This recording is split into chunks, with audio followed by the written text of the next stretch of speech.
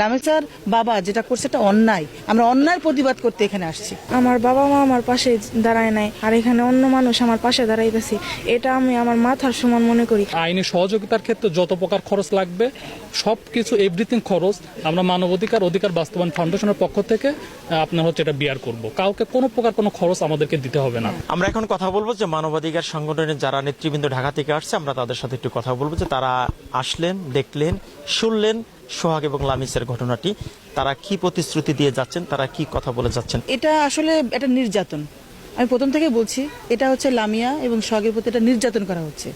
এটা তারা ভালোবেসে বিয়ে করছে।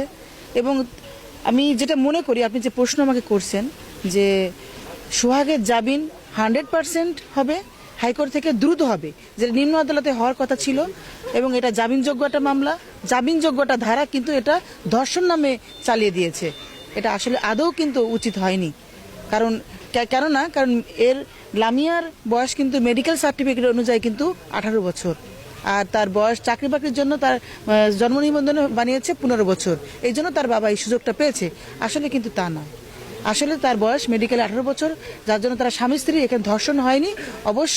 অবশ্যই আমি বলছি যেটা, যে হাইকোর্ট থেকে অবশ্যই দ্রুত বের হয়ে যাবে। আদালত কোনটাকে গ্রহণ করবে, তার জন্ম নিবন্ধনটাকে গ্রহণ করবে, নাকি তার যে মেডিকেল সায়েন্সে যে তার বয়সটা টেস্ট করে বের করছে সেটাকে প্রাধান্য? মেডিকেল সায়েন্স যেটা বলবে এটাই রাইট, কারণ ওর মেডিকেল সায়েন্স অনুযায়ী লামিসা এর জন্ম হচ্ছে মেডিকেল সায়েন্স 18 বছর, মেডিকেল ইয়াতে যেটা পায় রিপোর্ট অনুযায়ী পেয়েছে 18 বছর।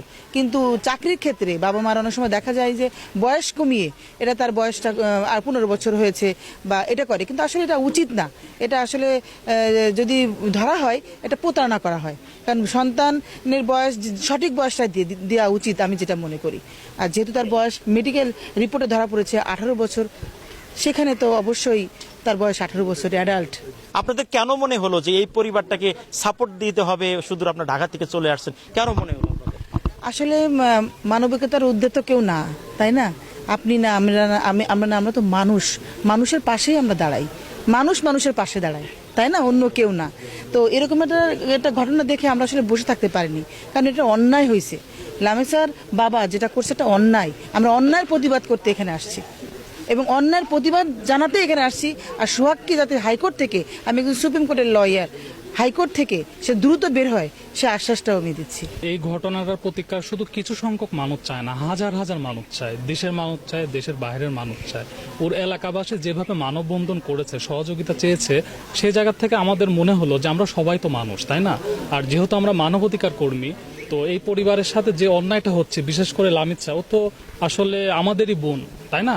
ও যেভাবে কান্নাকাটি করে বা ও যেভাবে ওর ভালোবাসা মানুষকে ফিরে পেতে চায়, তো আমরা আসলে এতটুকুই চাই যে আমাদের মাধ্যমে যেন লামিসা আর সোহাগ ওদের যেন ন্যায্য অধিকারটা ফিরে পায়। আর ওদের অধিকারটা ফিরে পেতে আমাদের যত প্রকার আইনি সহযোগিতা দিতে হয় আমরা অবশ্যই দিব।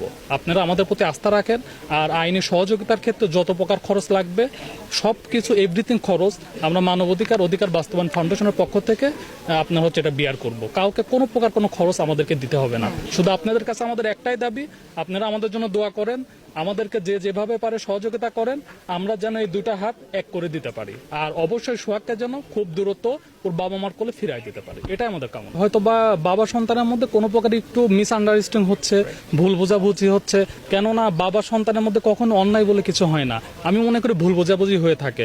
তো আমার একটা জিনিস যেটা মনে হয়, টুডে টুমোরো যখনই হোক না কেন, অবশ্যই লামিসার বাবা আনন্দ সহকারে তার মেয়েকে গ্রহণ করে নিবে, এটা আমরা কামনা করি তার কাছে। যেহেতু তার মেয়ে তাকে নিয়ে সুখে থাকতে চায়, এমনও তো হতে পারে হয়তোবা তার মেয়েকে যদি অন্য জায়গায় দেয় এই হ্যাপিনেসটা ও নাও পেতে পারে, যেটা সোহাগের কাছে পেতে পারে। তো আমরা তো এটাই কামনা করবো একটা বাবা হিসাবে, যে আমার মেয়েটা যেন ভালো থাকে, শান্তিতে থাকে, তাই তো না? আপনারা কি চান বলেন?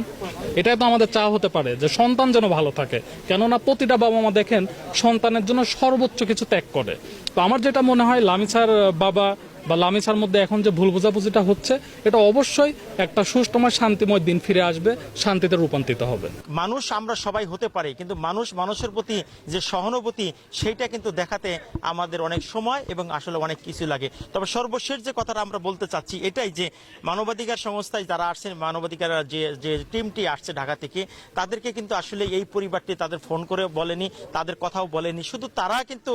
শুধু তাদের নিউজ দেখেই তারা কিন্তু আসছে লামিসার পাশে দাঁড়াচ্ছে। এটাকে আমি অনেক কিছু মনে করি। আমার বাবা মা আমার পাশে দাঁড়ায় নাই, আর এখানে অন্য মানুষ আমার পাশে দাঁড়াইতেছে, এটা আমি আমার মাথার সমান মনে করি। তাদের তো এমন নাম, তাদের কাছে তো আমি কোনো কিছু বলি নাই, তারা আমার শুধু কষ্ট দেখে আমার কথা শুনে তারা আমার কাছে আগে আসছে, এটাই আমার কাছে অনেক। তাদের সবাইকে ধন্যবাদ, শুধু তাদেরকে না, আপনাদের সবাইকে ধন্যবাদ, এলাকাবাসী সবাইকে আমার ধন্যবাদ।